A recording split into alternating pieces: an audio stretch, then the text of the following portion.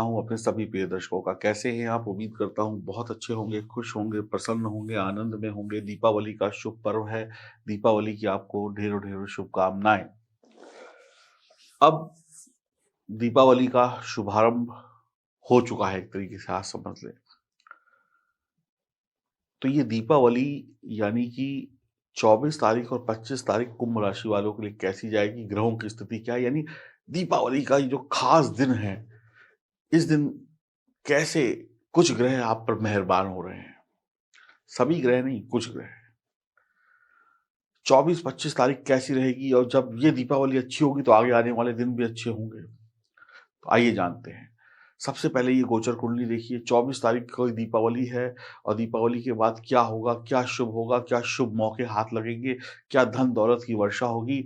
द्वितीय भाव में गुरुदेव बैठे हैं और द्वितीय भाव में गुरुदेव स्वराशि के हैं तो बढ़िया परिणाम देते हैं। देव गुरु बृहस्पति धन के कारक ग्रह हैं, विद्या के कारक ग्रह हैं, ज्ञान के कारक ग्रह हैं। तो दूसरा घर वाणी का भी है, धन का भी है, संचित धन का भी है। तो आपकी दीपावली में देव गुरु बृहस्पति आपको धनवान बनाएंगे। कहीं न कहीं से पैसे का जुगाड़ हो ही जाएगा, तरक्की हो ही जाएगी। इस दीपावली में सभी प्रकार के छोटे-बड़े सांसारिक सांसारिक सुख, चाहे वो घर की चीज़ें हों, चाहे वो अपनी व्यक्तिगत चीज़ें हों, चाहे दुनियादारी की चीज़ें हों, आपको मिल जाएँगी। आप जिन चीज़ों को पाने के लिए प्रयास कर रहे थे, वो प्रयासों में सफलता मिलेगी। शादी हो गई है, तो पत्नी की सलाह से काम करिएगा और भी बढ़िया वक़्त देखने को मिलेगा। कामों में तरक्की आएगी, परिवार में तरक्की आएगी, मिट्टी से सोना बना सकते हैं आप, मान-सम्मान, इज़्ज़त प्राप्त होगी, भगवान की कृपा से हर कष्ट दूर हो जाएगा। बस भगवान के सामने हाथ जोड़कर खड़े हो जाइएगा और भगवान से माँग लीजिएगा, इंसान से माँगने की ज़रूरत नहीं है।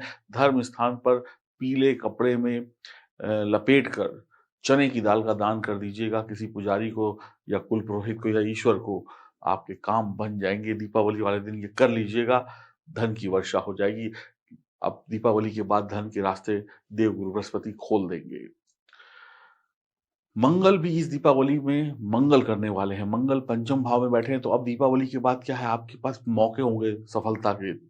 आप जोखिम लेंगे, रिस्क लेंगे, घबराएँगे नहीं, डर खत्म हो जाएगा। ईश्वर की कृपा आप पर हर पल बरसेगी। आप शोबाज़ी में थोड़ा पैसा बर्बाद कर सकते हैं, इससे आपको बचना होगा। ये लाइन मैंने इसलिए आपको बताई कि शोबाज़ी में पैसा बर्बाद कर देंगे, इसका अगर दूसरा मतलब निकालें कि आपके पास पैसा आ रहा है। शोबाज़ी में वही लुटाता है जिसके पास पैसा आता है। पैसा खूब आएगा, उसे बचाने की कोशिश करें। भौतिकवादी दुनिया का मज़ा लेंगे। जैसे भौतिकवादी दुनिया क्या है? इस दुनिया में बढ़िया कपड़े हैं, बढ़िया वस्त्र हैं। भगवान ने इस धरती पे जो सुख दिए हैं, चाहे वो कपड़ों के हों, खाने के हों, पीने के हों, पहनने के हों, ओढ़ने के हों, आभूषण के हों, चीज़ों के हों, मोबाइल का हो, कुछ भी, इन सब चीज़ों का आप सुख भोगेंगे। आपकी हर छोटी-बड़ी इच्छाएँ भगवान पूरी करने वाले हैं। दीपावली के बाद अचानक से धन प्राप्ति के योग बन जाएँगे। भाई-बहन परिवार में खुशियाँ रहेंगी। सभी का सहयोग रहेगा, आपकी यात्राएँ सफल होंगी, आर्थिक स्थिति पहले से बेहतर होगी इस दीपावली के बाद, नोट कर लीजिएगा। ज़बरदस्त खुशी और ज़बरदस्त तरक्की आपको मिलेगी, ऐसा है ग्रहों का संयोग। खुशहाल वातावरण होगा, घर में सभी लोग एक-दूसरे के साथ होंगे। फिर कह रहा हूँ, पैसा बहुत आएगा, बेफ़ज़ूली मत खर्च करिएगा। पैसा बहुत आएगा, पैसे को सँभालने की कोशिश करिएगा। शनि की साढ़े साती चल रही है, शनि मौका देखेंगे कि कैसे नुकसान पहुँचाएँ, लेकिन बाकी ग्रह आपको दे रहे हैं। बस आप इतना समझ लीजिए, ये 3 ग्रह आपकी झोली भर रहे हैं और शनि ने थोड़ा-सा आपकी जो झोली है उसमें छेद कर दिया है। अब इस छेद को भरने का काम आपका है, यानी कि समझदारी आपकी है। उपाय मैं आपको बताऊँगा। देश-विदेश का भ्रमण हो सकता है, प्रेम विवाह हो सकता है, यानी इंटर-कास्ट मैरिज हो सकती है। हँसमुख और आशावादी इंसान होंगे, योजनाएँ सफल रहेंगी, धार्मिक विचार होंगे, मेहनती इंसान होंगे आप। शुक्र भी भाग्य भाव में बैठकर गुरु के घर में बैठकर कृपा बरसा रहे हैं। मैंने कुछ बातें, मेरी बातों पे गौर करिएगा, कान खोल के सुनिएगा, धार्मिक रहिए। शुक्र यानी कि लक्ष्मी, और दीपावली में लक्ष्मी जी की पूजा करते हैं, भगवान विष्णु की पूजा करते हैं, कुबेर देवता की पूजा करते हैं, यानी कि धार्मिक बनिए। जो धर्म से जुड़ा, उसके साथ धर्म जुड़ा, और जिसके साथ धर्म जुड़ा, उसके साथ संसार की सभी खुशियाँ जुड़ी। नास्तिक मत होइएगा।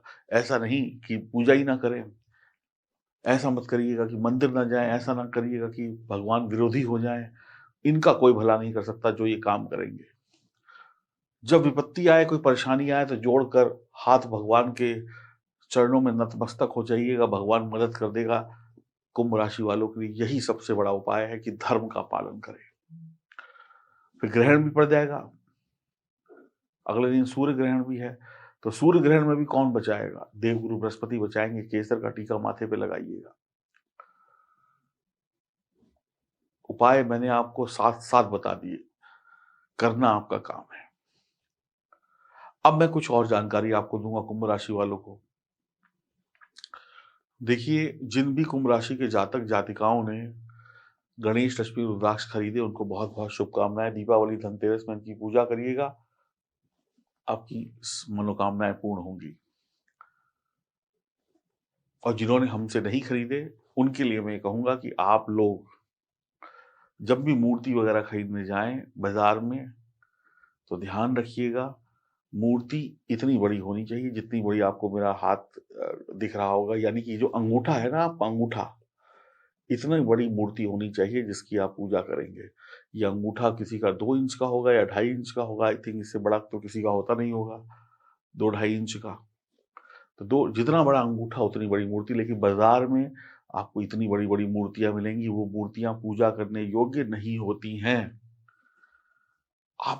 अब आप कहेंगे कि हमें दीपावली के रिजल्ट नहीं मिलते, तो आपके घर की जो पुरानी मूर्ति है देख लीजिएगा कितनी बड़ी है।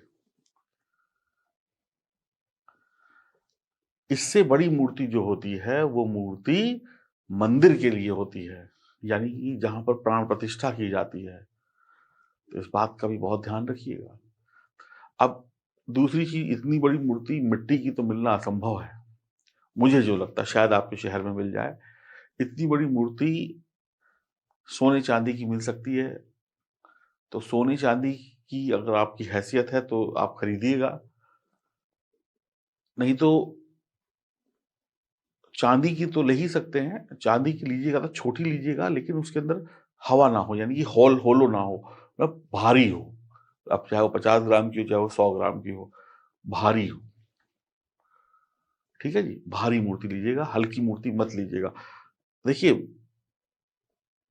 गलत लेंगे, गलत की पूजा करेंगे तो परेशान आप ही होंगे।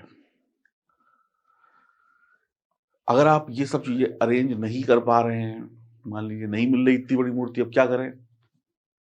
तो फोटो ले लीजिएगा, और जब कभी बाद में मौका लगे तब ले लीजिएगा। फोटो की भी पूजा कर सकते हैं, और जबकि सर्वोत्तम है फोटो की पूजा करना। आप यकीन मानिए, मैं जो गणेश, लक्ष्मी, रुद्राक्ष, स्फटिक का श्रीयंत्र आप लोगों को दिया है उसकी पूजा करता हूँ। हमने जो गणेश, लक्ष्मी, रुद्राक्ष बनाए वो भी इतने ही बड़े बनाए हैं, वो भी अंगूठे से ज्यादा बड़े नहीं है। तो आप लोग फोटो ले लें जिसमें माँ लक्ष्मी हो। अब देखिए, फोटो में फोटो कैसी होनी चाहिए, ये वीडियो शेयर कर दीजिएगा बाकी लोगों को, ताकि वो लोग भी जाने। फोटो कैसी होनी चाहिए? फोटो में माँ लक्ष्मी बैठी हुई होनी चाहिए कमल के फूल पे, और वो ऐसे हाथों से उनके पैसे जो होता है, सिक्के, रुपए नीचे निकल रहे हों। उनकी सवारी क्या है? उल्लू। उल्लू होना चाहिए उसमें फोटो में बना हुआ, या अलग से भी आप उल्लू ले सकते हैं।